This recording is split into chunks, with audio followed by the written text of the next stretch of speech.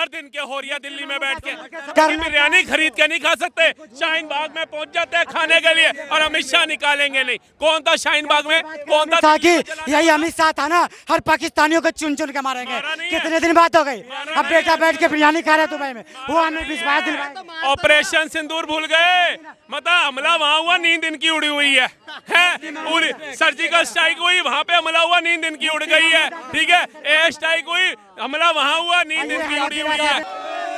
देखो मुसलमान के पीछे पूरी भाजपा सरकार, आप जो मुझे पता लग गया, हमारा राहुल भैया भी हमारे पीछे पड़ा हुआ है मुसलमान के पीछे। सुन तो लो भाईजान मत बोल देना, इसलिए कह रहा हूँ। भाईजान देखो मत बोल देना। आज जो है इजराइल मुसलमान के पीछे, अमेरिका मुसलमान के पीछे, चाइना मुसलमान के पीछे, पूरा भाजपा सरकार मुसलमान के पीछे, मगर मुसलमान आगे ही चल रहा है, तुम पीछे ही चल रहे हो। सर हमारा मसला ये है कि जो अमित शाह कह रहे हैं कि घुसपैठियों को निकालेंगे, मैं बार आप बार ये बताइए कि घुसपैठियों को निकालना सही है गलत है? निकालना सही है, बहुत सही है। घुसपैठिया राजनीति कर रहे हैं, लेकिन निकालेंगे नहीं ना, झूठ बोलते हैं ना ये। बिहार में इनको वोट लेना है। बिरयानी खरीद के नहीं खा सकते, शाहीन बाग में पहुंच जाते हैं खाने के लिए और अमित शाह निकालेंगे नहीं। कौन था शाहीन बाग में, कौन था? कि यही अमित शाह था ना, हर पाकिस्तानियों को चुन चुन के मारेंगे। कितने दिन बात हो गई, अब बेटा बैठ के बिरयानी खा रहे दुबई में, वो हमें विश्वास दिलवाए। ऑपरेशन सिंदूर भूल गए, मतलब हमला वहाँ हुआ, नींद इनकी उड़ी हुई है पूरी। सर्जिकल स्ट्राइक हुई, वहाँ पे हमला हुआ, नींद इनकी उड़ गई है। ठीक है, एयर स्ट्राइक हुई, हमला वहाँ हुआ, नींद इनकी उड़ी हुई है। जा करके उनका बच्चा था जो अभी फट्टे बरेली में बजे, दर्द इनके हो रही है दिल्ली में बैठ के। फिर कह रहे क्या हो रही है। अमित शाह का बयान और भी है, उन्होंने कहा कि जो भी पड़ोसी मुल्क हैं उनके जो सताए हुए लोग हैं उनको भी अब शरण देंगे, जैसे पाकिस्तान और बांग्लादेश में जैसे धर्म के नाम पर जो सताए हुए लोग हैं, जैसे कि माइनॉरिटीज वहाँ के हिंदू, जैन, बौद्ध, सिख, ईसाई, पारसी वगैरह। ये भारत के ही प्रधानमंत्री, गृह मंत्री का बयान आया, सुनिए। कभी पाकिस्तान, बांग्लादेश, सऊदी की किसी कंट्रियों ने 56 में बोला कि भैया जो मुसलमान सताया हुआ उसको हम शरण देंगे भारत में, क्योंकि मुसलमान उन्नति कर रहा है, मुसलमान आगे बढ़ रहा है भारत के अंदर, घट नहीं रहा है। हिंदू वहाँ घटे हैं, हिंदू तो फिर घट क्यों नहीं रहे? राजनीति करना है तुम्हें, राजनीति करना है तुम्हें। IAS IPS क्यों बन रहा है? सोफिया कुरैशी क्यों बना रहा है अपनी बेटी को? अगर मुसलमान अच्छा और सच्चा नहीं सताया हुआ, दंगाई सताया हुआ है। कुरैशी जो बने थे ना, वो भी कांग्रेस का टाइम में बने थे, सुफिया कुरैशी बीजेपी का टाइम पे नहीं बने थे।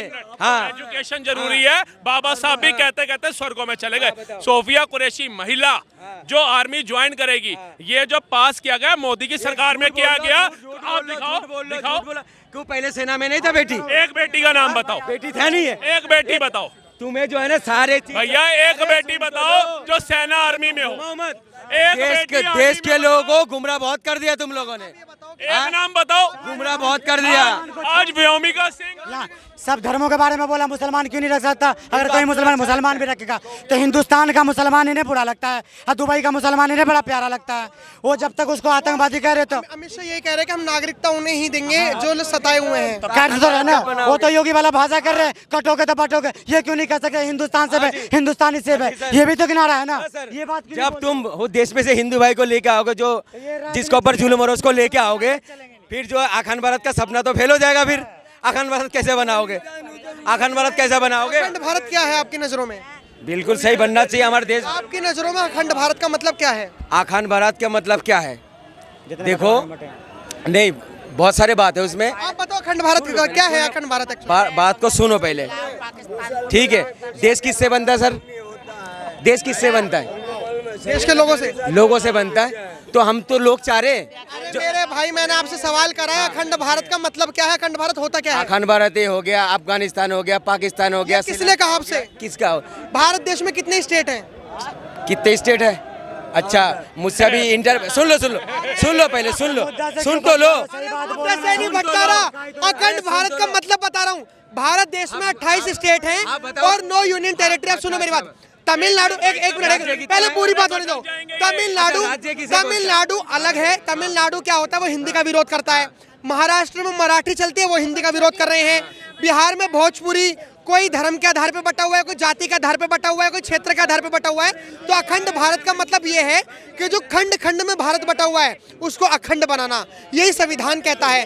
तो अखंड भारत का मतलब है कि भारत देश के हर स्टेट के लोग। अफगानिस्तान को क्या करोगे, बांग्लादेश को क्या करोगे, देख लो क्या करोगे? लड़ाकू विमान जो है हमारी सेना के अंदर जो महिलाएं हैं उनको चलाने उड़ाने की और उसमें शामिल होने की अनुमति 2016 में दी गई। अब मुझे लगता है इन्होंने 1988 में पैदा होकर के देख लिया था। सेना था नहीं पहले महिला में, आप झूठ बोल रहे हो। अरे भैया व्योमिका सिंह, ये भाई ने बोला बेटी पहले सेना पे नहीं होते थे, ये मोदी जी। मतलब स्त्री की कमान नहीं संभाली किसी ने, संभाली है तो बताओ। नर्सिंग में होती थी, सेना लड़ने थोड़ी ना जाती थी आर्मी के अंदर, बताओो। अभी भाई ये थोड़ी है मुझे आईपीएस ऑफिसर बना देगा, मुझे काबिल होना चाहिए ना, काबिल होना चाहिए ना मुझे। जब जो काबिल होगा उसको ही तो मिलेगा।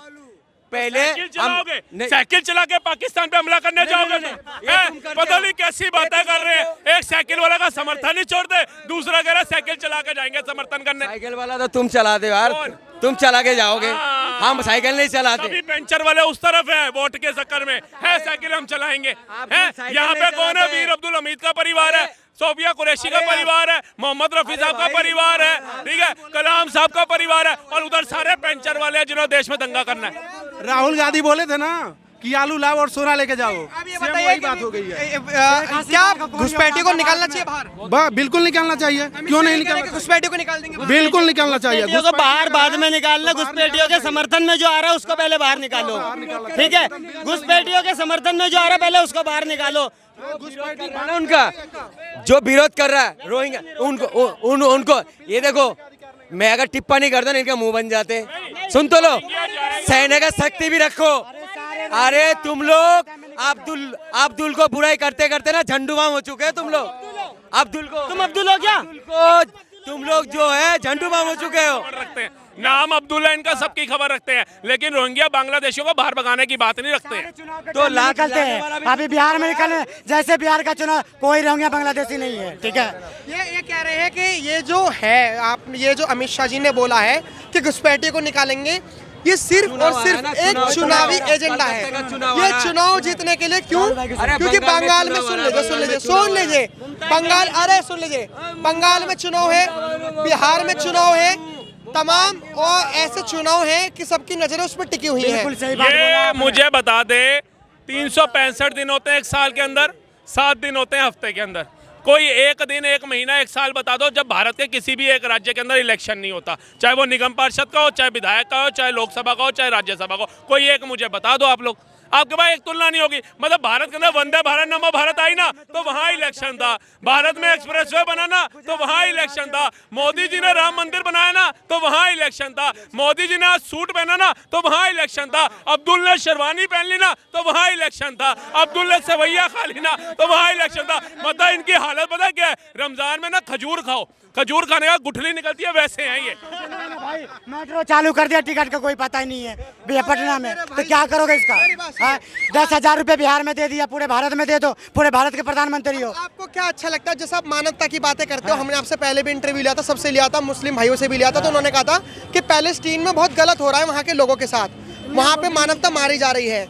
अगर मानवता ही है मतलब फिलिस्तीन में, तो मानवता तो बांग्लादेश और पाकिस्तान में भी है, जहां पर धर्म के नाम पर लोगों को मारा जा रहा है। तो जिनको सताया जा रहा है उसी को अमित शाह कह रहे हैं कि हम यहाँ पर लाएंगे, चाहे हिंदू हो, जैन हो, सिख हो, ईसाई हो या बौद्ध हो, हम इनको लाएंगे। मुसलमान क्यों नहीं हो? क्योंकि वो तो इस्लामिक देश है, इस्लाम के नाम पर कोई ना, ये दिमाग का फेल है, वो पसंद है ही नहीं।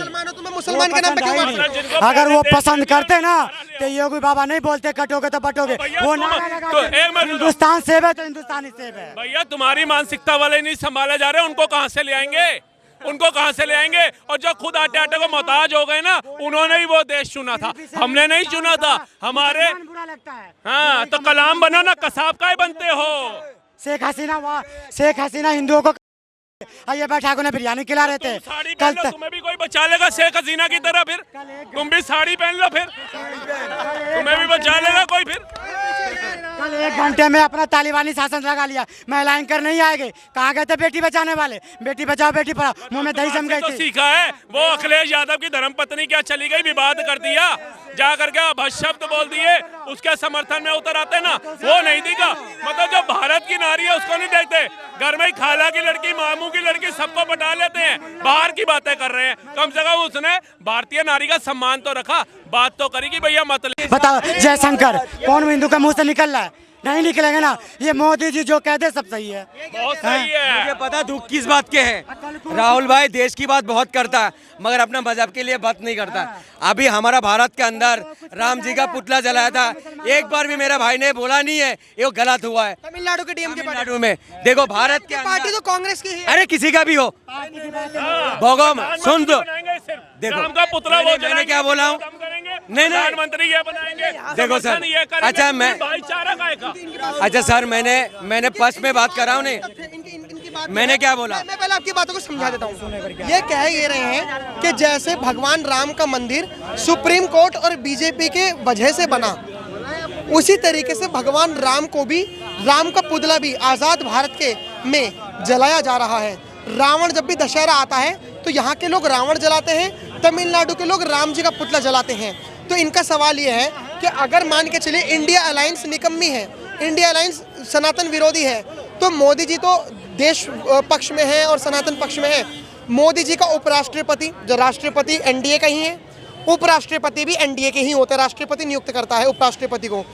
तो सवाल अब ये कर रहे हैं कि अगर डीएमके की पार्टी वहाँ पर है, बीजेपी की नहीं है, लेकिन वहाँ का उपराष्ट्रपति तो बीजेपी का है, वहाँ के एमपी तो बीजेपी के हैं कुछ, तो आखिर में तब क्यों विरोध नहीं करते राम जी का जब पुतला जलाया जाता है? सिर्फ धर्म के नाम पर ही क्यों बांटा जाता है जब कोई मुसलमान ऐसा करता है? इनका सवाल ये है। एक छोटी बात बोलता हूँ, आपको याद होगा इटली की जो प्रधानमंत्री हैं, उन्होंने बुर्का बैन करने की अपील कर दी है, ठीक जॉर्ज मेलोनी है ना?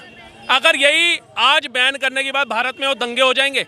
अब वो अपनी मान्यता के अनुसार पुतला जला दिया, संविधान है ना, अब जाकर के उनको पीटने वाले तो कई हमारे राम भक्त दिख जाएंगे आपको, और ऐसा पीटेंगे समझ नहीं आएगा। लेकिन फिर क्या होगा? लोकतंत्र की हत्या, लॉ एंड ऑर्डर ठीक नहीं हुआ। भैया हम आपकी तरह तन से जुदा का नारा नहीं देखते ना, यही फर्क है ना। बचाव कर लिया, कितना दिमाग से राहुल भाई जो है, देखो सर ये भाई बीजेपी का बहुत कट्टर सपोर्टर है, बहुत, मैं इनको जो है देखते रहता हूँ, बात भी करते रहते हैं, मैं सुनता रहता हूँ, जो एक पक्ष में बात करता, मगर धर्म के बाद जब आया कितना सातिर तरीका से घूम के जलेबी के जैसा मोड़ के यूं बाज के निकाल गया। मैं सर, अरे मैं ये कहना चाह रहा हूँ, भारत के अंदर जो राम जी को सब पूछता है, आपने राम जी के लिए जान दे देते हो और उसी देश के अंदर राम जी का पुतला जला रहा, विरोध क्यों नहीं कर रहे हो? ये मैं कह रहा हूँ।